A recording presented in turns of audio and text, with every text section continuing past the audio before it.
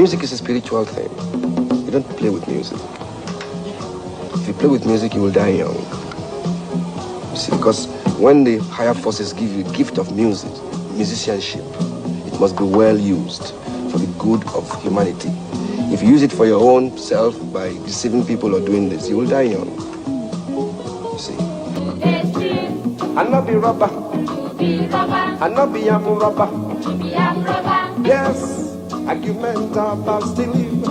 Somebody don't take his love to what belong to another person. This man created what we call Afrobeat today. He was a powerful man, he was great, and he was fearless. His name was Fela Kuti. But what if I told you that Fela Kuti actually killed himself? Well, this is a part of the story most people do not know. But brace yourself, because the story I'm about to tell you, you've not heard this from anywhere. You can't talk about Afrobeat and entertainment industry in Africa without making mention of the name Fela Kuti. He's known to be the founding father of Afrobeat. He wasn't just a musician.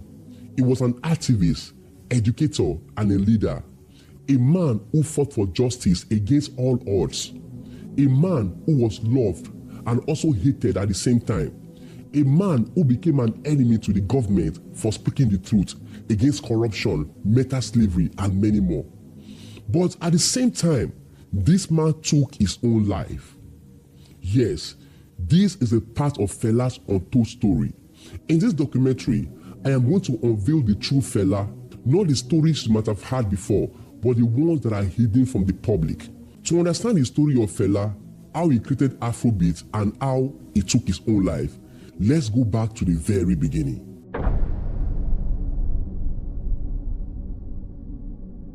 He was born Olufela Olusegun Oludotun Rasom Kuti. He was born on October 1938 in a strong and fearless family. His mother, Fumilayo Rasom Kuti, was not an ordinary woman. She was a fighter, one of the first women who stood up against the British government. She led women's protests and spoke out when most women were quiet. In history, she was the first Nigerian woman to drive a car. She taught Fela never to fear power, no matter who holds it. His father, Israel Oludotun Rasom Kuti, was a teacher and a preacher. He wanted Fela to live clean, disciplined life, maybe even follow the church. But Fela was not someone who followed rules. From a young age, he already had a restless spirit. He loved music so much that he could do anything for music. While other kids were busy reading and playing football, Fela was busy trying to understand rhythms and the sound that would move people. He went to Abeokuta Grammar School, and there, his music interest became stronger. But his journey started in 1958 when his brother Beko Kuti invited him to London to study. Fela's parents thought he was going to study medicine like his brother, but Fela had another plan. He secretly joined the Trinity College of Music in London, where he started learning the trumpet and other instruments. That was where his life took a new turn. In London, he discovered jazz, high life, a new kind of black sound coming from America. He listened to Miles Davis, Charlie Parker, and other black legends, and he started mixing those sounds with African drums and rhythm. Watching those stars, choosing those stars. In 1961, he formed his first band, Kula Lobitos, and started performing in small clubs. People didn't understand his sound yet, but he didn't care. He was creating something new. Even in those early days, Fela had something that stood out, and that was confidence. He spoke out with his full chest. He was not scared of anyone. He carried himself like he knew what the future could hold for him, as if he knew that in the future, people will remember his name. But London also changed him in another way. He saw how black people were treated overseas. He saw racism. He saw poverty. He saw that even in a country that called himself developed, black people were still fighting to be seen. That experience awoken something inside him. So after a few years, he decided to go back home, not as a normal musician, but as a man who wanted to wake up Africa with music. He didn't know how he was going to do that, But the return of Fela to Nigeria would mark the beginning of a sound and a revolution that would shake the entire continent. When Fela returned to Nigeria from London, he came back with his band Kula Lobitos. At that time, Nigeria's music scene was full of high life. But Fela was different. He wanted something that spoke to the streets, to the poor, and to the people who had no voice. But still, somehow, his music didn't sound right yet. He was missing jazz with high life, but it wasn't complete. Something was missing, that African spirit. He sang about regular things, the food he ate at home, his soup, and many things like that. But in 1969, something happened that changed everything. Fela decided to travel with his band to America for a few months. It was there he met a woman named Sandra Smith, later known as Sandra Isadora. Sandra was a strong, conscious black woman who believed deeply in freedom of African people. She was a member of the Black Panther movement, a group that fought black rights in America. She was the game changer, the one who introduced Fela to the new world of knowledge. She told him that he could make better music about history of black people. She told him to give his music some great meanings instead of just singing without substance. She gave him books of African history, slavery, and black liberation, and Fela listened to her. They're telling you not to be human beings, and that's bullshit too. I met a woman, the girl, Sandra Isadore. She was a member of the Black Panther. She gave me many books to read. The books I read about African history for the first time. And what they teach me in Africa, they said we were slaves, no culture. We had leaves covering our ears. So the missionaries taught us. Fela read about Malcolm X, Marcus Garvey, and Kwame Nkrumah. He learned how Africa was divided by colonial powers, how Africans were made to forget who they really were. Those books opened Fela's eyes. He realized that the biggest problem Africa had was not just poverty, it was mental slavery. Africans were living under white system, white religion, white government, and white ideas. Even the music they played was built on Western standard. Fela wanted to change that. He wanted to give Africa a voice that sounded African, pure, spiritual, and raw, and that was how Afrobeats was born. He took the jazz he learned from London, the funk he had in America, and mixed it with drums, chant, and the rhythms of Africa. He made long songs with deep messages, songs that could last for over 10 to 15 minutes, filled with heavy drums, talking horns, and lyrics that hit like fire. But wait a minute, the story of Afrobeats cannot be complete without the drummer behind Fela. His name was Tony Allen. Fela met Tony after he returned from London. At that time, Tony was already the best drummer in Lagos. He was working with Victor Olaiya's High Life band, and everyone knew his rhythm was different. Fela invited him to join Kula Lobitos, and from that moment, their partnership began. Tony understood what Fela wanted even before he said it. When Fela told him, "I want to create a new sound, not high life, not jazz, but something Africans and the world will respect," Tony said, "Then we need a new rhythm," and that was exactly what they built. I'll not be wrong. I'll not be still. Fela's music was not just for dancing, it was a music for thinking. He started singing with pidgin English so everyone, whether educated or not, could understand his message. Because he believed that music was not only for the rich or those who went to school. Music was meant for everyone. When he returned to Nigeria after his time in London, he was no longer the same man. He dropped his English name, Ransom, and changed his name to Anikulapo, meaning a man who carries death in his pouch. My name is Anikulapo. I have death in my pouch. I can't die. His name alone showed how fearless he had become. He started calling his sound Afrobeats, and he built a new movement around it. His band grew bigger, his sound got louder, and his message got bolder. He also started his own community called Kalakuta Republic, where he lived with his band members, dancers, and family. Kalakuta became more than a home. It was a kingdom of freedom. They made music, smoked, danced, and lived without caring what the outside was thought. But that freedom scared the Nigerian government because Fela was no longer singing about love or parties.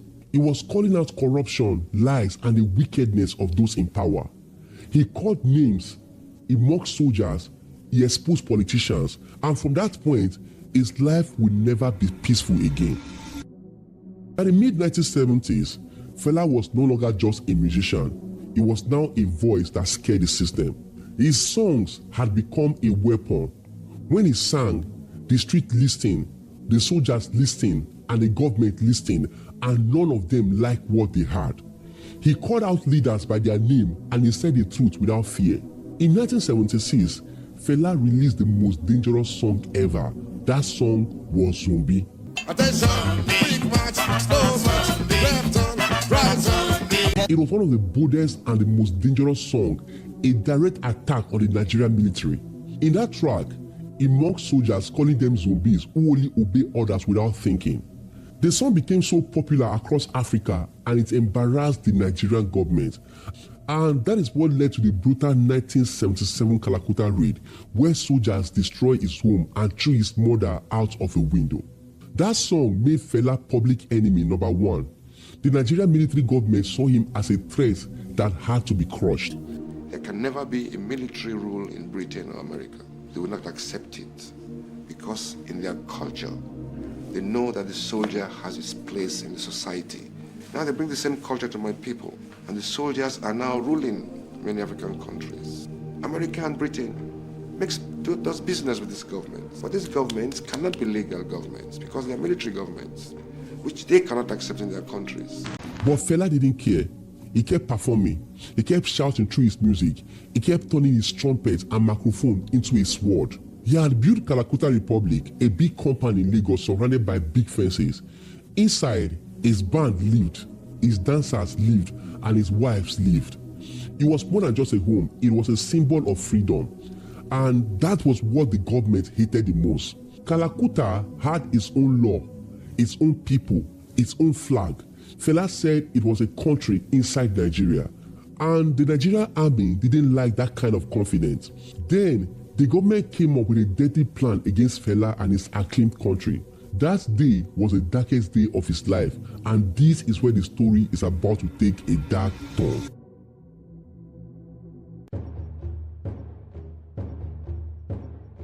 In the morning of February 18, 1977, hundreds of soldiers surrounded the Kalakuta Republic. They didn't come to talk, they came to destroy. The army broke down the gate and stormed in. They beat up everyone they saw, men, women, and even children. Fela was dragged out and beaten to the ground. They broke his bones. His wives were assaulted. His studio was burnt. His instruments were destroyed. Inside that chaos, something terrible happened. Fela's mother was inside the house. She was over 70 years old. When the soldiers entered, they threw her out of the window from the second floor. She landed hard and became unconscious. That moment changed Fela's life forever. His mother went into coma and later she died from internal injuries. This government threw my mother out of window, Mrs. Fumilayo Anikulapo Kuti, who fought her blood for this country on the streets. They burned many houses. They burned my house too. That deep pain became Fela's lifetime wound. He didn't cry in public. He turned his grief into sound. He wrote a song called Coffin for Head of State and released it. I walk a many village and we are in Africa. Then one day, Fela took his mother's coffin and walked with his band straight to Donda Barracks, a home of the Nigerian head of state, General Olusegun Obasanjo. He placed the coffin right in front of the gate. It was his way of saying, "This is what your army did." The whole country talked about it. Nobody had ever done something like that. From that moment, the fight between Fela and the Nigerian government became war. Not war with guns, but with music. They arrested him several times. They burnt his house again and again. But no matter what they did, they could not silence him. He lost everything, his home, his health, his peace, but not his voice. And that voice continued to echo across Africa.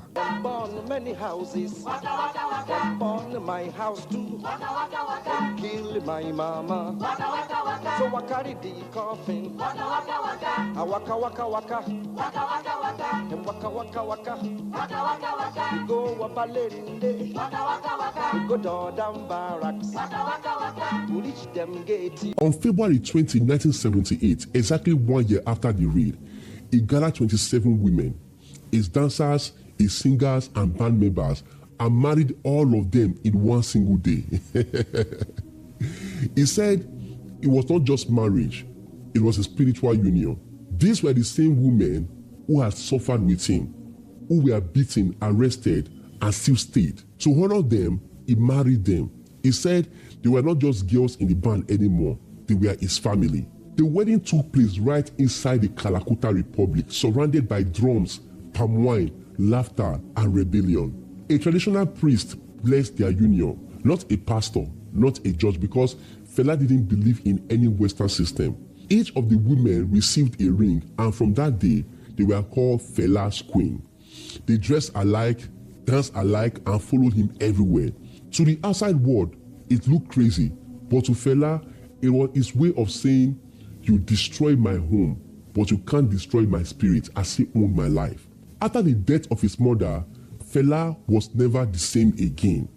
He laughed in public, but his heart was broken. The woman who gave him courage to fight power was gone, and deep down, he blamed the government, the soldiers, and the system that refused to let people live free. Still, he didn't stop performing. He didn't stop speaking the truth. He built a new home. He started afresh. He kept making music that shook the entire nation. But the more he spoke, the more enemies he made. By the early 1980s, Fela had already become more than a musician. He was now a symbol of resistance, a man who refused to bow. He saw himself as a spiritual warrior, someone choosing to wake up Africa, but somewhere along the line, that strong belief in spirituality led him into trouble. In 1984, Fela met a Ghanaian man who claimed to be a powerful spiritualist, someone who could protect him from his enemies and make his life easier. This man told Fela that the government's constant attack on him were spiritual, that his soldiers and politicians were using dark powers to destroy him. Fela, who believed in spiritual things, took the man seriously, and that spiritualist started visiting Kalakuta constantly. He promised Fela that he would make him invisible to his enemies. He told him that he had the power to lock the mouths of the police and the army so they would never speak against him. He said all he needed was money and privacy to perform his rituals. Fela listened to him and he gave him both money and his privacy. He believed that the man could actually protect him. People around Fela and his family did not trust this man. They warned him against his so-called spiritualists, but he did not listen until one day something terrible happened. In 1984, Fela was traveling to London with his band for a performance. There was a limit to the amount of cash he could carry while traveling. If the money exceeded that amount of money, it was a crime. But the spiritualist told Fela that he should not worry. He said that he's going to make the money invisible, that nobody was going to see it. And as usual, Fela believed him. But when they got to the airport, something terrible happened. Fela was arrested at the Lagos airport. The magic did not work. The government accused him of trying to smuggle foreign currencies, $1,600, a huge amount of that time, out of the country. Fela told them that the money was meant for his band members and hotel expenses, but the authority didn't listen. They didn't care. They wanted Fela behind bars. They took him to court. The judge, a woman named Justice Okoro Idogu, sentenced him to 5 years in prison.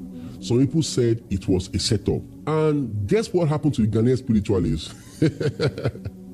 Fela's boys beat the hell out of him and sent him back to his country, Ghana. Amnesty International later called his trial a case of political prosecution.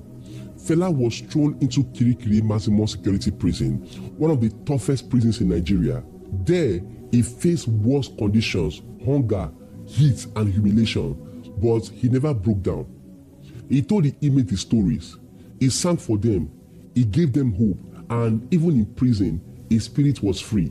After about 20 months, a new government came into power and Fela was released. When he came out, the crowd welcomed him like a returning king, but you could see it in his eyes.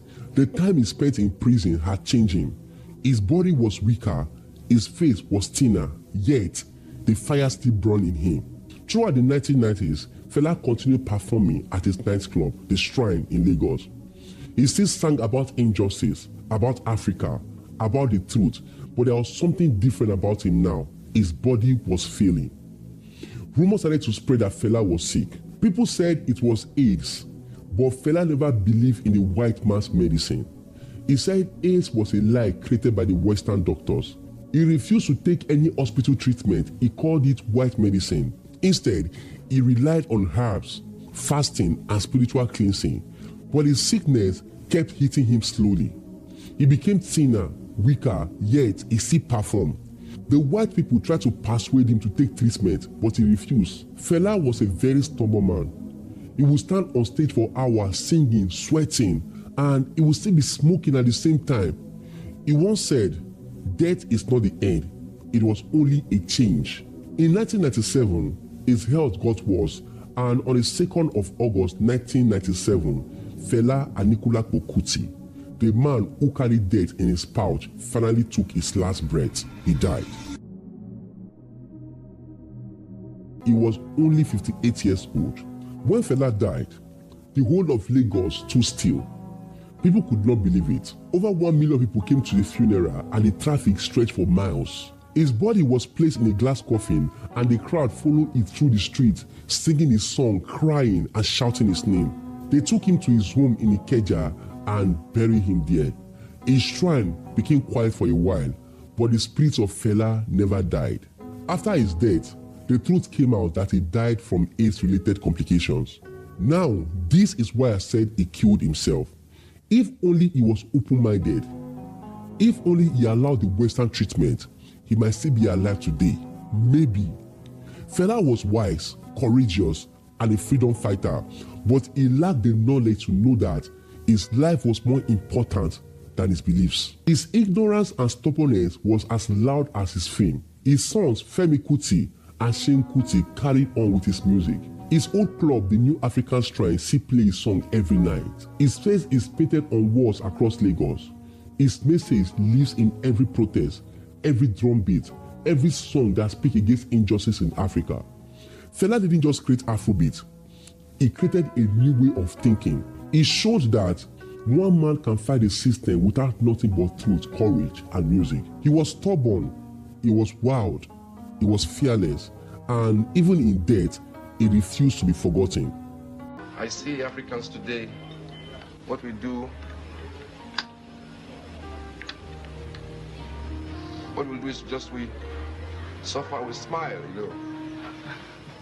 Every African man smiles. First thing is I play music because it's like sex to me. You know, when I'm playing music, it's like I'm fucking a woman, you know, it's beautiful, man. If you love stories like this, click here right now to watch it, or click here to watch more Fame and Fallout stories. And if you are new here, don't forget to subscribe, turn on the bell button so you don't miss other amazing stories like this one. In my environment, my society is underdeveloping because of an alien system on our people now. So there's no music for enjoyment, there's nothing like love. There's something like a struggle for people's existence. So, as an artist, politically, artistically, the whole idea about your environment must be represented in the music, in the arts. So really, art is what is happening at a particular time of a people's development or underdevelopment, see. So I think as far as Africa is concerned, music cannot be for enjoyment. Music has to be for revolution. Really working with the people, enlightening the people, and doing your duty as a citizen. Play music and act.